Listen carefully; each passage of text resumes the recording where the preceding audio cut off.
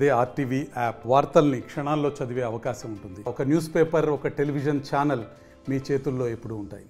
అనంతపురం జిల్లాకి కేంద్రం నుంచి వచ్చినటువంటి బృందం inter ministerial central team rabi 2023-2024 financial ఇయర్లో వచ్చే రబీ అంటే సెప్టెంబర్, అక్టోబర్, నవంబర్, డిసెంబర్ మాసాల్లో ఉన్న కరువు పరిస్థితి, అప్పుడు జరిగినటువంటి పంట నష్టాలు, పశువులు, మంచినీటి, ఈ అన్ని ఇబ్బందులు కరువు పరిస్థితిలో 6 జిల్లాలు ఆంధ్రప్రదేశ్లో డిక్లేర్ చేయటం జరిగింది.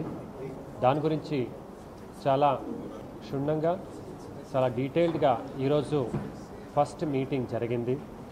ఇందులో 3 బృందాలుగా వారు వచ్చారు. మొదటి బృందం అనంతపురం జిల్లా, శ్రీ సత్యసాయి జిల్లా పర్యటిస్తుంది. రెండవ జిల్లా కర్నూలు మరియు నంద్యాల పర్యటిస్తుంది.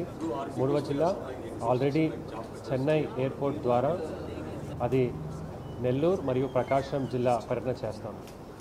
నెల్లూరు జిల్లా మరియు పర్యటన చేస్తున్నటువంటి నెల్లూరు మరియు ప్రకాశం జిల్లా బృందం వీడియో కాన్ఫరెన్స్ ద్వారా ఈరోజు కనెక్ట్ అయ్యారు. MD of AP state disaster management authority Shri Kurmanath IAS గారు కూడా గవర్నమెంట్ ఆఫ్ ఆంధ్రప్రదేశ్ తరపు నుంచి వచ్చి మొట్టమొదటిగా రాష్ట్రంలో ఉన్న రబీ కరువు పరిస్థితిని ఎక్స్ప్లెయిన్ చేయడం జరిగింది. అందులో ఎంత నష్టాలు అయినాయి, అలాగే వివిధ డిపార్ట్మెంట్ నుంచి కూడా సభ్యులు వచ్చారు. డిప్యూటీ డైరెక్టర్ గారు, జాయింట్ డైరెక్టర్ గారు, జాయింట్ కమిషనర్ గారు క్యాడర్లో వారు కూడా వారి డిపార్ట్మెంట్ పర్స్పెక్టివ్ మొదలు చెప్పడం జరిగింది. దాని తర్వాత అనంతపురం జిల్లా ప్రత్యేకంగా నేను అంటే జిల్లా కలెక్టరు విస్తృతంగా జిల్లా గురించి ఉన్నటువంటి 14 మండలాల పరిస్థితిని వారికి విస్తృతంగా చెప్పడం జరిగింది. అలాగే ఇప్పుడు ఆ బృందం సత్యసాయి జిల్లాకి బయలుదేరింది. ఈరోజు అక్కడ పర్యటన తర్వాత రేపు అనంతపురం జిల్లాలో ఉన్నటువంటి ఉరవకొండ, వజ్రకరూరు, విడపనకల్ మండలం పర్యటన చేస్తారు.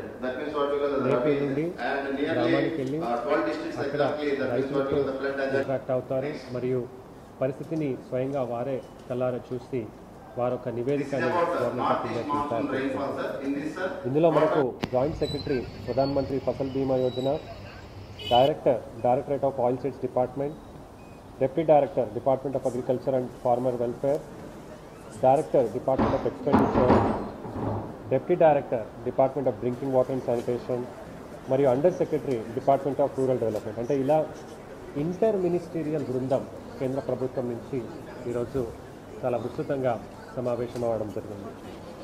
ఇందులో మొత్తం రాష్ట్రంలో దాదాపు 300 కోట్ల దాకా అంచనా నివేదికని డైరెక్టర్ గారు ఇస్తే, అనంతపురం జిల్లాలో మనం ఎన్ఆర్ఈజిఎస్ కాకుండా 56 కోట్లు ఇన్పుట్ సబ్సిడీ అంటే ఆర్థిక సహాయం అడిగాము.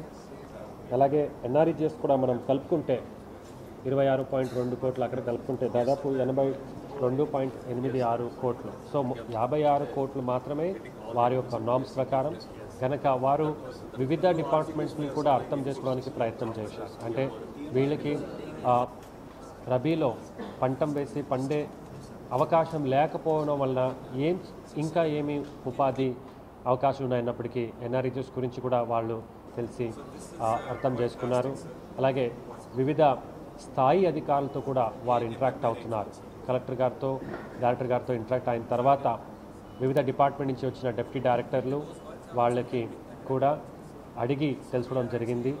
ఈరోజు రేపు ఫీల్డ్ స్థాయికి వెళ్ళినప్పుడు మండల అగ్రికల్చర్ ఆఫీసర్స్ కావచ్చు, తహసీల్దార్స్ కావచ్చు, రైతులతో, గ్రామ స్థాయి ఎక్స్టెన్షన్ ఆఫీసర్స్తో కూడా వారు కలిసి మాట్లాడాలని అనుకుంటున్నారు.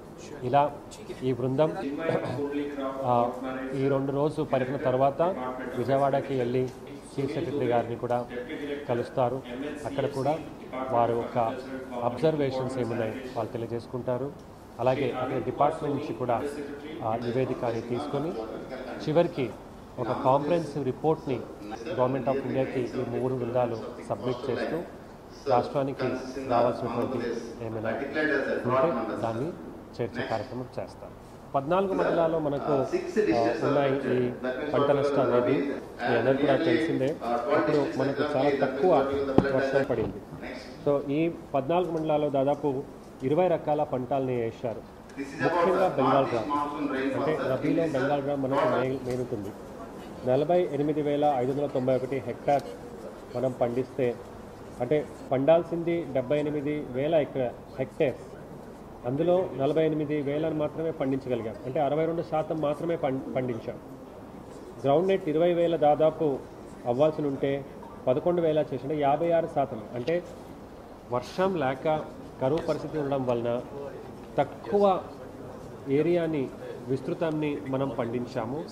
అందులో మళ్ళా అన్నీ చూసుకుంటే 53,014 హెక్టార్స్ నష్టం పోయింది.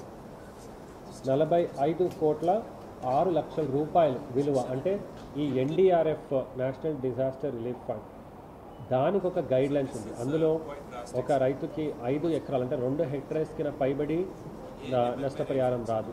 ఆ నార్మ్స్లో అలాగే అన్ఇరిగేటెడ్ ల్యాండ్ అయితే 8,500 రూపాయలు, ఇరిగేటెడ్ ల్యాండ్ అయితే 17,000 రూపాయలు చొప్పున ఇచ్చే ఆ లెక్కను చూసుకుంటే 45,06,00,000 రూపాయలు జిల్లాలో మనము అంచనా కూడా నివేదిక చెప్పడం జరిగింది.